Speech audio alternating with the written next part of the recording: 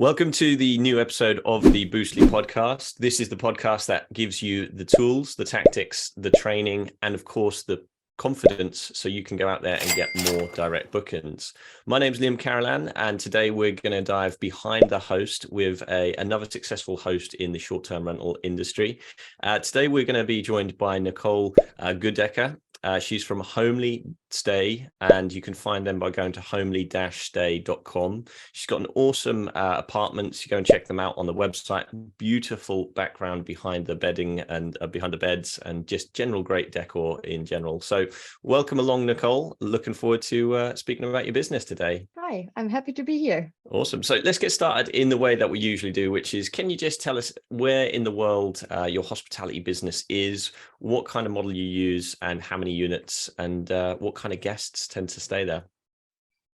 So my accommodations are located mainly around Munich, so in Germany. But I also manage accommodations in Paraguay. So you can see there's no limit.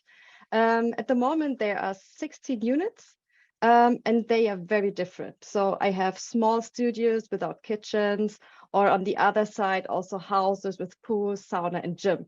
So yeah, most of them are self-check-in accommodation, so the guests can come anytime they want. And in Paraguay, we have a personal handover. Yeah, and because there are so many different kind of accommodations and different locations, also the guests are very different and the reason for the trips. So I don't have this special guest or this avatar. Yeah, and in general, my focus is on digitalization and automation, but without losing the personal touch, because that's a guest value. They don't want to feel like they are one of 100. So, or like when you call somewhere and you're in the line and they let you wait for 20 minutes or something like this. So that's my focus, be personal, but also have digitalization, automatization. What is the market like at the moment in sort of Germany? How are things across there at the moment? Is it busy? And what is the difference between managing in Germany compared to Paraguay?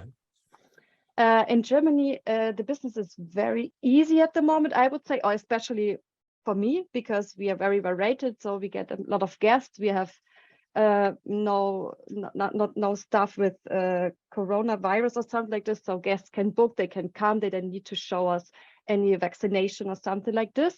And after the crisis, everyone wants to travel. So we have 80% guests from Germany, but also a lot of guests from USA and many other directions. So it's very easy, and of course it's my mother language, so everything I have to do, it's easy for me. And all the apartments are close to my home, so the farthest way is, I guess, 1 hour. So in case something happens, I can go there and fix it. So Paraguay is a little different, especially because people who go there have other needs. And the lucky thing is that we have someone there. He's from Germany. He lives there since 14 years, and he speaks fluently Spanish, fluently German. So I prepare everything before the guests are coming. I make the conversations, do the check-in formula, etc. But then he is there and pick them up from the airport, bring them to the apartment, explain everything. And he also do all stuff with the cleaning. So yeah, here I'm responsible for everything, and there I have someone I can give some parts. Yeah. But what does success look like, and what does it mean to you? For me, success is when I can really make or create something, like create great moments or trips. Before, in the company the companies I was working in purchasing, I made rich companies richer. So now I make people rich in great memories. I guess that's much nicer.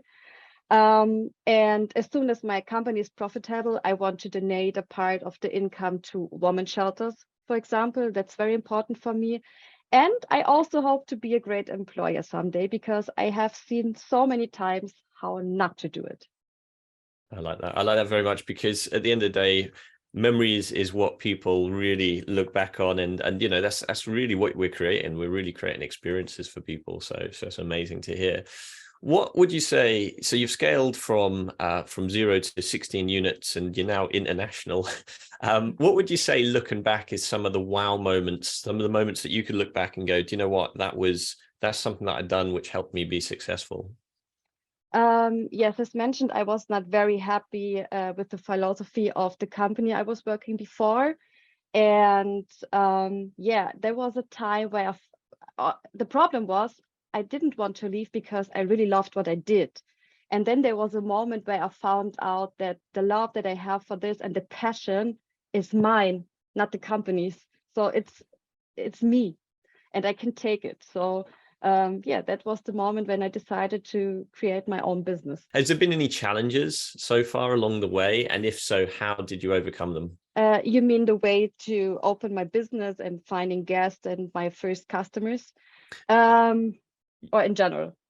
Yeah, just in general, has there been any challenges along the way? Any sort of things you've had to overcome? Yeah, in general, my biggest challenge was to find my to find my passion. I mean, I just gave you a little, very small overview, but I changed my jobs very often. I also sold cars, and I went to the purchasing stuff, and it was nice, but it didn't fulfill me. That was always my problem. And I always has been wished to start my own business, but I didn't know what to do. And yeah, then in 2019, I quit my job, gave up my flat, sold my motorbike, my car, everything, because I was on a point. I felt like I'm in a golden cage. So, and I wanted to go, I went to South America and wanted to find myself in my vocation. And yeah, I started to travel. And unfortunately, after 3 months, it was over because Corona came. So I came back. um, I had no work, no apartment, nothing. But during the traveling in South America, it was 3 months, I was still working for the startup. And I found out, okay, I love the work I do there. I love traveling. So I know what to do.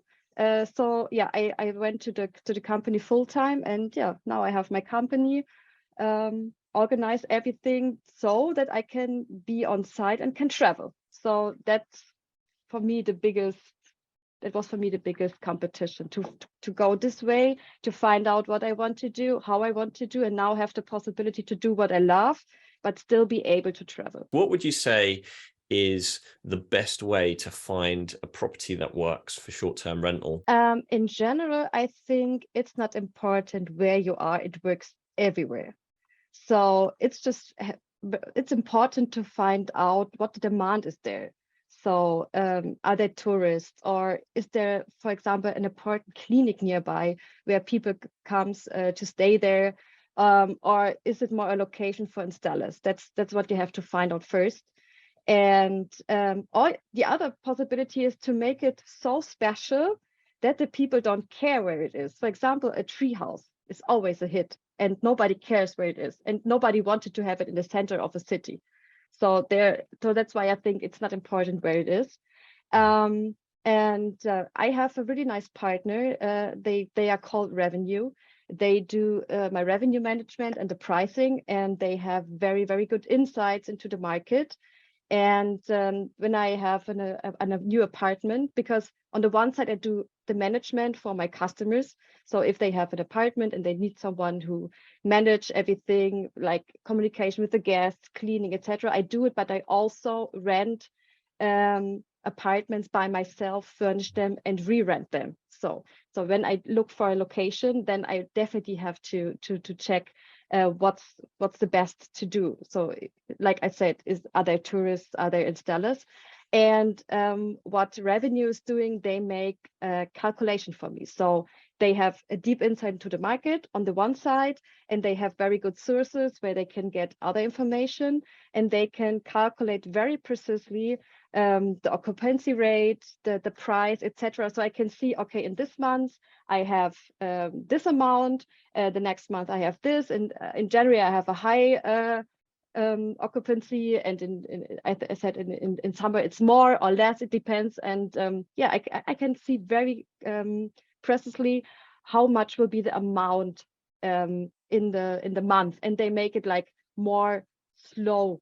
So you can say, okay, if they say I earn 1,000 euro a month, I know if I do a lot of work and I do it very well, it can be also 2,000 or 3,000. So that's how I do it. Thank you so much, Nicole. I've really enjoyed today, and hopefully the people listening to this as well has picked up some awesome tips. And yeah, thank you so much for coming on. So that's it from us here at Boostly.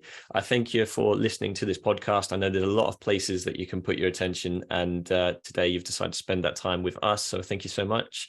Hopefully you've got some good value, and we'll see you on the next one. Thank you, and bye for now. Having a blast, gonna get it on the Boostly podcast. Boostly like Bruce Lee, cause it's so hard and the T is loose leaf. Making up those rhymes, don't write it, just do it loose.